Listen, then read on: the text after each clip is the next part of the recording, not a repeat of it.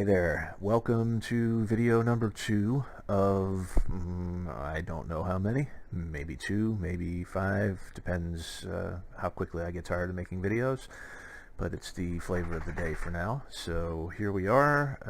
You may remember this from the first video. This is my home-built X-Plane career mode. Last time around we took a look at this sheet and got an understanding of how I use it, what it does. It basically is my career progression from general aviation pilot to someday airline pilot.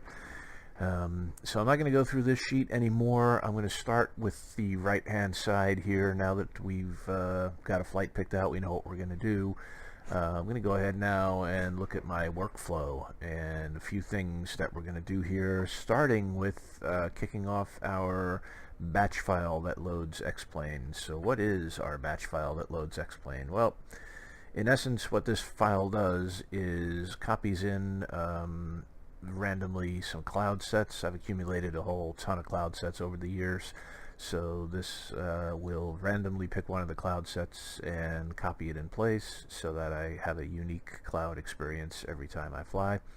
And then it'll also go ahead and start some of the other software that I use, like FS Global Real Weather and X Organizer and that sort of thing. So let's go ahead and start it. Start Global Real Weather. X Organizer has already started as well. So let's start with Global Real Weather. First thing I like to do is do a dynamic weather download, and that will do just what it said. It's going to download the weather for the world for me so that I will be able to go in and have real world weather for my flight. So next thing we have then is we have our X Organizer. So X Organizer is a really handy utility. If you don't have it, I'd suggest getting it. It does a few things. One is it manages your plugins and scripts for you and allows you to enable and disable them literally by clicking a button. And it will also manage your scenery for you, which is very cool. Your scenery packs INI file, it will help to keep it organized and keep it in order.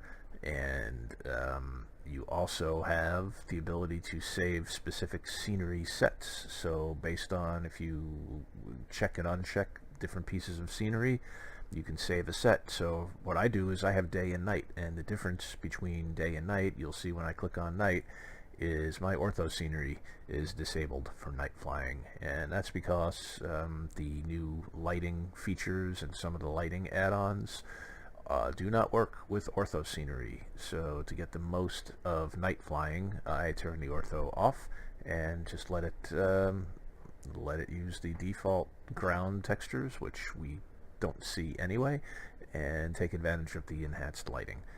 But in this case, we're going to set it for day. Even though it is evening as I make this video, we're going to load up X-Plane during the day. So once we're good there, there's also some other cool things that X Organizer can do. I'm not going to go into a ton of detail on it. We'll go ahead and click on Start X-Plane, and once we do that, it's going to bring X-Plane up for us. So I've already got X-Plane started here, and we're going to do a new flight. And in this case, we know that the aircraft we will be flying is going to be the Baron. So let's choose our Baron, and I'm just going to make sure that we're doing a daytime flight here. And our departure is Kilo Mike Quebec Bravo. And we'll start at the General Aviation 1 area, so we'll confirm that and go for it. So now, while X-Plane loads, and this is going to take a while, we've already got our download going. So the next thing we're going to do is we're going to create our flight plan. And here's another tool. Now there's lots of different tools out there. There's free online stuff. There's a handful of programs that you can download. There's one that plugs right in as an X-Plane plugin. I'll tell you what I use. I use the flight planner that is part of AOPA. AOPA is the Aircraft Owners and Pilots Association. Great organization for student pilots. They have actually a special. If you're a student pilot, you can get a 6-month membership to AOPA for free. After that, it's like 40 or 50 bucks a year, maybe 60, something like that, 40, 50, $60 a year. And there's lots of great stuff you get with AOPA. You get a print magazine, you get a website with all kinds of resources on it, but you also get this really cool flight planner. And that's what I have been using to plan my flights with as of late, and I like it a whole lot. So this is what we are going to use today. And here's what we do. We're going to create a new route, and we're going to say our departure is KMQB. Departure KMQB, and Macomb Municipal. And our destination is KALX, Russell, Alabama. And we are going to be flying the Baron. What's our altitude going to be? I don't know. So let's start by just leaving these boxes as is and do a plan route. Alright, we're going to end up in Alabama, which means we're going east, which means that in the case of an IFR flight, well, either VFR or IFR, we're going to be flying at odd altitudes. So it sounds like X-Plane just finished loading. We're going to be flying at odd altitudes, so let's go back here to our cruise altitude. Let's make it 9,000 just for fun. We can go back to our route. Now that we know we're going east, we'll kick this up to 9,000. We are going to make this an IFR flight. Now, because the way I use X-Plane, I'm really interested in learning my instruments and the technical aspects of flying, so I do all of my flights as IFR flights, even these little general aviation aircraft that would typically be VFR. I am using all IFR flights because that's what I'd like to learn. So, that said, we're going to start at 9,000, and we'll have an opportunity to decide what the right altitude is going to be. And I am going to route using low altitude airways. So I've done all that. I'm going to say plan my route. And boom, there you go. A route has been planned for me. Isn't that nice? So let's see. Want to make sure that we're going to do the best optimized route that we can as far as the winds go. So I'm going to go ahead and hit optimize here. And this is going to take a look at our winds aloft. And notice now that we have red and white and green. Green being better tailwinds, red being headwinds. We can look at some higher altitudes as well. So the ceiling on our Baron is 20,000. So we can go all the way up to 19 if we want to. And what I'm going to do here is start looking at some times. So I want to make this flight as optimized as I can time-wise. So starting where I am at 9,000, I'm going to have 2 hours and 39 minutes, and it looks like that's probably about the best time, 2 hours and 39 minutes. Have 3 different altitudes, 7, 9, and 11,000. That'll be 239. And I look at this one at 9,000, and I'm going to use the least amount of fuel, 111.4 gallons. So I was lucky I picked the right one. 9,000 feet is going to be a good altitude. There are some warnings, so let's take a look. At 9,000, this is each leg of the flight, and green again being tailwind, red being headwind, and the more intense, the stronger the winds. So at 9,000 feet, my first hazard is there's some special use airspace from 9,000 to 17,999. Might be interested in that. Again on the second leg, and that's it. Those are the only 2 places where I see any potential hazards. Now looking at 7,000, I don't have any hazards along this way, so I think rather than deal with this special use airspace, I'm just going to go ahead and choose a 7,000 foot altitude instead of the 9,000 foot. I'll use 3/10 of a gallon more, but my time is going to be the same. So let's go back here and choose 7,000 instead and update my route. Okay. So the green areas here on the map, these are areas of precipitation. These red areas, red circles, are TFRs, temporary flight restrictions, and there's some other cool stuff that you could do here as well. For example, I can go to my route and take a look at a profile view. And if I make this box a little bit bigger so that it's easier to see, I can now get a view of, here's my departure, here's the altitude I've keyed in, here's my descent, and these yellow lines here along the way are minimum altitudes for the airways that I'm flying. And I can also see where I'm going to be flying through airspace along the way. Now this is IFR. I'm going to be followed by air traffic control the whole way, so I am allowed to fly through airspace. I will be controlled, so I'm good there. So next thing I can do really quickly here is I can take a look at my weather along my route, and I'm going to show a corridor width of 50 miles, and oh yeah, my departure time. Let's move my departure time back a little bit to about a half hour from now and set this for cumulative, so it's going to take into account the forecasts. And let's apply that and move this out of the way and see how things look. So according to this, all these METAR stations along the way and close to my route are looking pretty green. Everything looking good, looking good. But you could dig in a little bit deeper. Let's see if any of these are going to show any other colors. No, the only one is going to be this one right near my departure. So if you click on that, you get a bit more information here. You get a timeline. There we go. So this is the time that I will be in this area, and it's during this green portion. So at 8 p.m. I will be crossing at 11:29 p.m.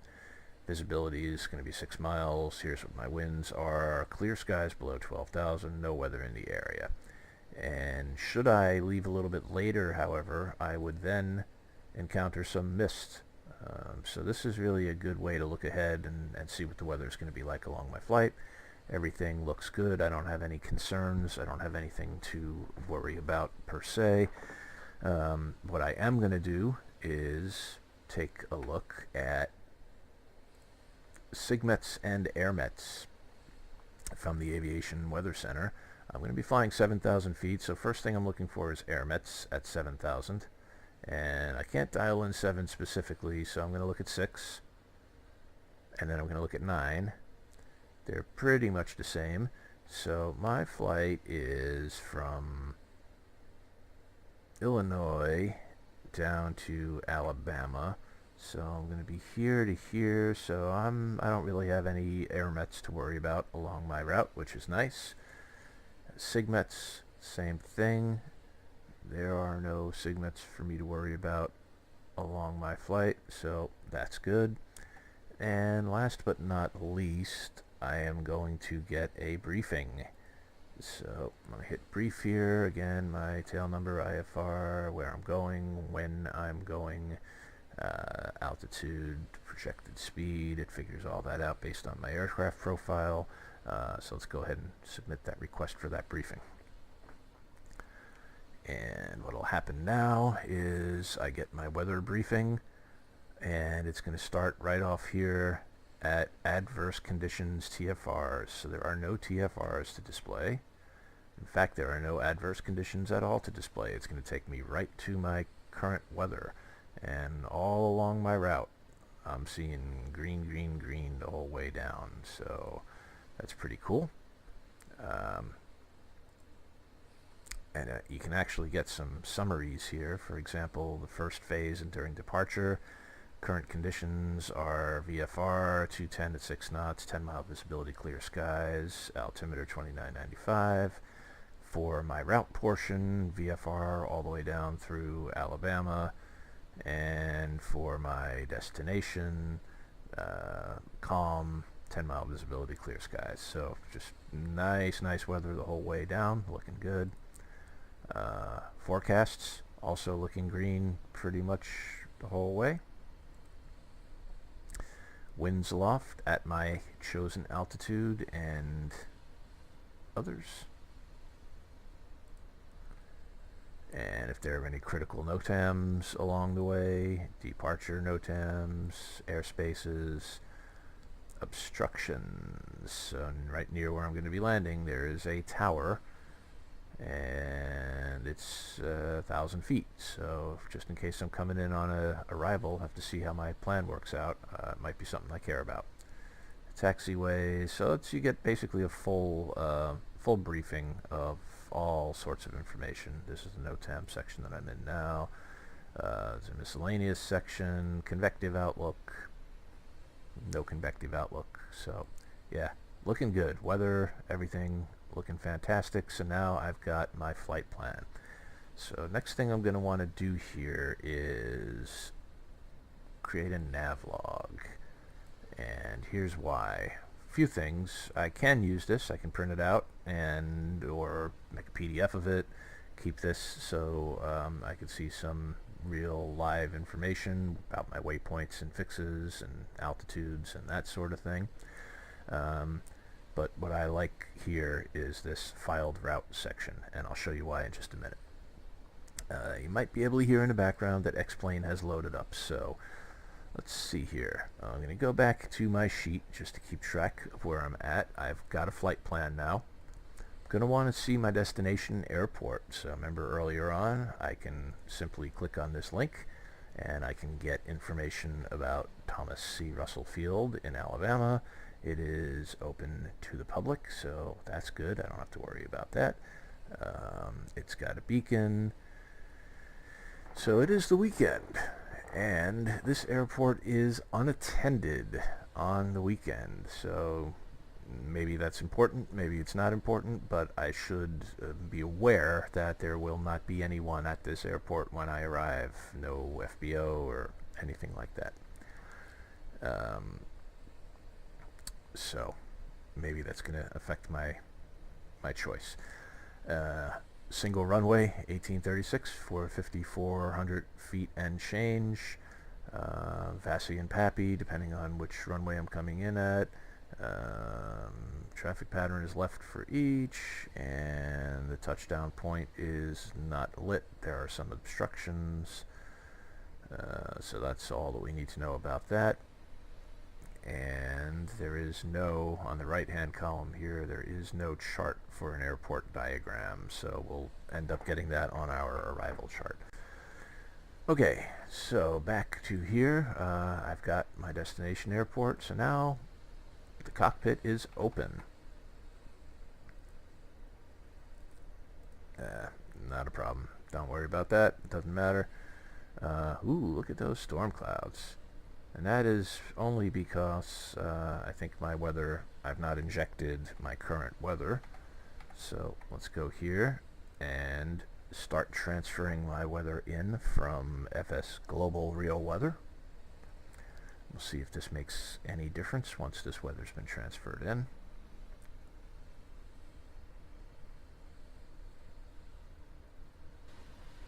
Oh yeah, I thought the weather was nice. So there you go, clear skies. Clear skies, everything's looking good. Huh, where's that smoke coming from? That's interesting. Yeah, a little bit of smoke coming from that vehicle there. Nice. Cool. Okay, what else? So the next thing then, now that we've got our weather injected, we want to open Pilot to ATC, which is our air traffic control program. So let's go ahead and get that opened. And while it's loading, let's do our traffic. So we talked about this in the last video as well. We're going to be flying to KALX, and we decided in our flight planning that we're going to do it at 7,000 feet. So we're going to go to our world traffic program, and it knows where we are. We have to tell it where we are going.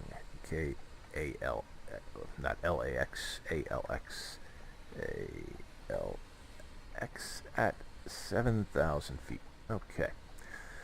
Now, here's where we're going to be able to specify our traffic. So our departure airport, 18 GA flights a day and 0 military. So departure, 18-ish. And I don't care if I hit this right on the money, because what's it matter if it's one off? And how many military? 0 military. Number of military for departure, 0.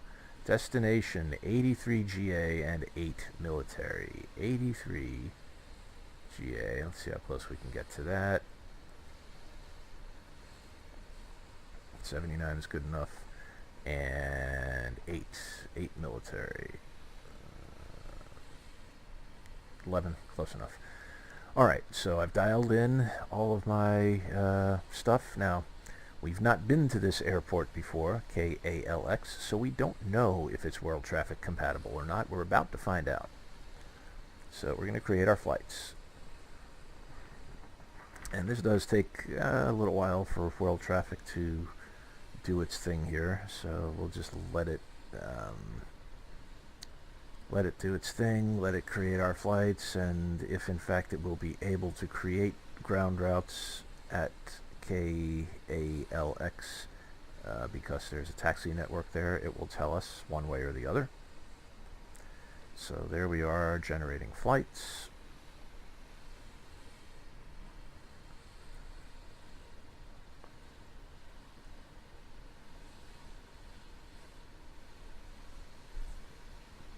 And there is no taxi network at KALX. So there will be no ground traffic at KALX. And so that tells me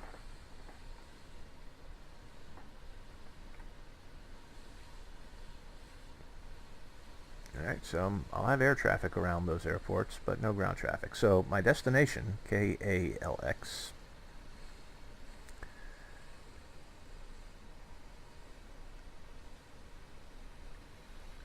I am going to say delete.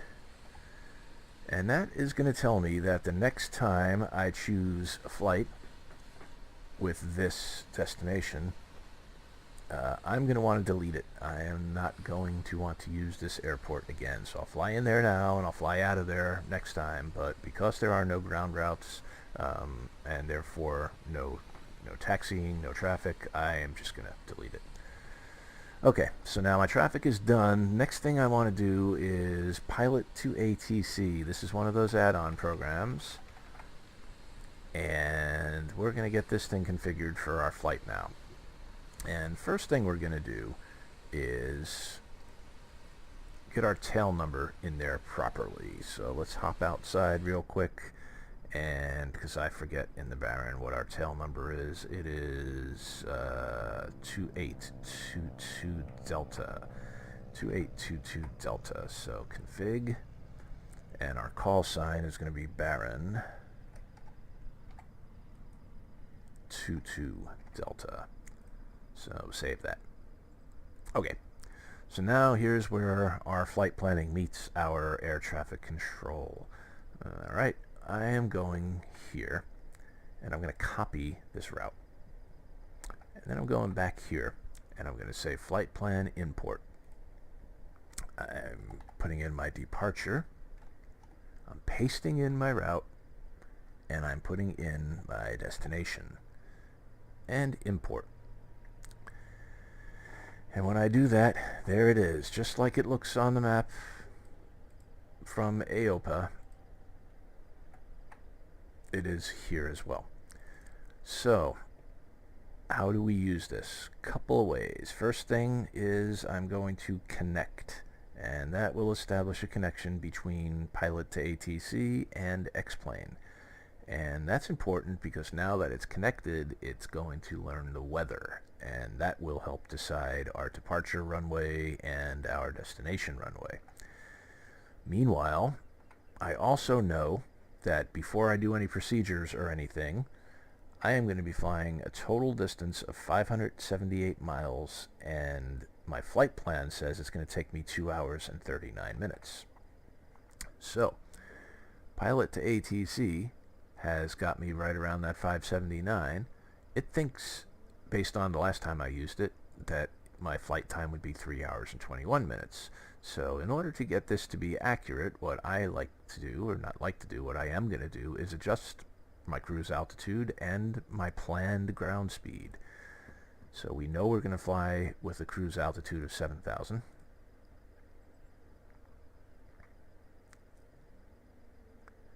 And let that sink in. And our time, 2 hours and 39 minutes. That is a lot faster than 3 hours and 21 minutes. So much so that I'm going to estimate maybe that's going to be around 220.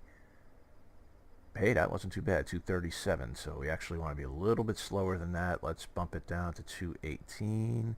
And there's 239. Perfect. So cruising at 7,000 feet with a planned ground speed of 218 knots will have me arriving in 2 hours and 39 minutes roughly. So what's left? Okay, we have connected. We now need to validate our flight plan, and that's just a way for Pilot to ATC to make sure that there's nothing funky going on here that we can't do for some reason. Generally, it's going to be for altitude restrictions, making sure that we're not having any altitude restrictions. So let's validate.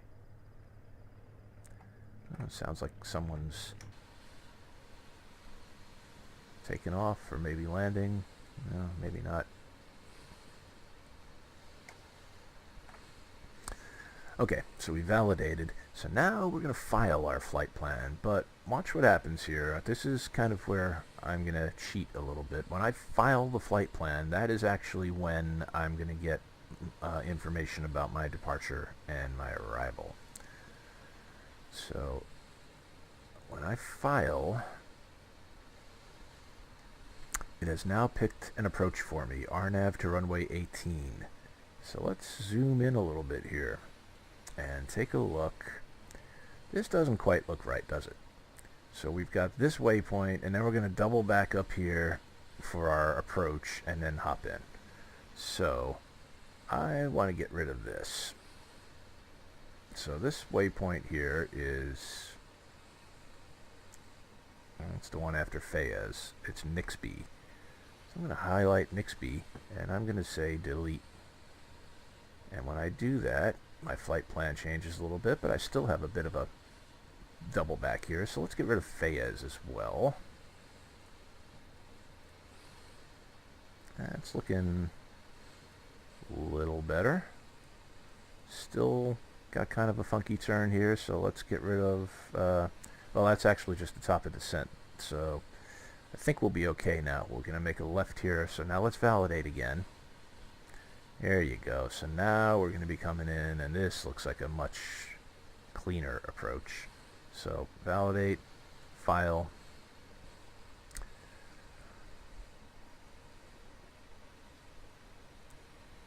And our flight plan is now officially filed with ATC. We've got a chosen approach that we'll be able to key in to our GPS, and of course it very well could change on us along the way, but we may as well put in what we know so that if it stays the same, it's less work we have to do later. So with our flight plan filed, the next step in our checklist here is to do our weights and fuel. So here's where my sheet comes in. Randomly, we have one passenger that's going to be flying with us, plus myself. So when I go to weights and fuels here, weights and balances, I weigh 200 pounds. I guess and say an average passenger is going to weigh anywhere between 100 and 200 pounds. So that means my total flight weight is going to be somewhere between 300 and 400 pounds. And since it's already within that range, I'm going to leave it exactly the way it is and say that my payload is 330 pounds. When I look at Pilot to ATC, after it figures in my procedures, I'm looking at 2 hours and 47 minutes of flight time. So I want to load up enough fuel to cover my full 2 hours and 47 minutes, and I like to give myself, if I can, an extra hour of fuel, which means 347. And I've got plenty of room, since I'm not carrying a whole lot of passengers. I've got plenty of room to load up that much fuel. 621.2 pounds of fuel.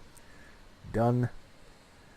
Apply those changes, and at this point the only thing left to do is my charts. So back to here.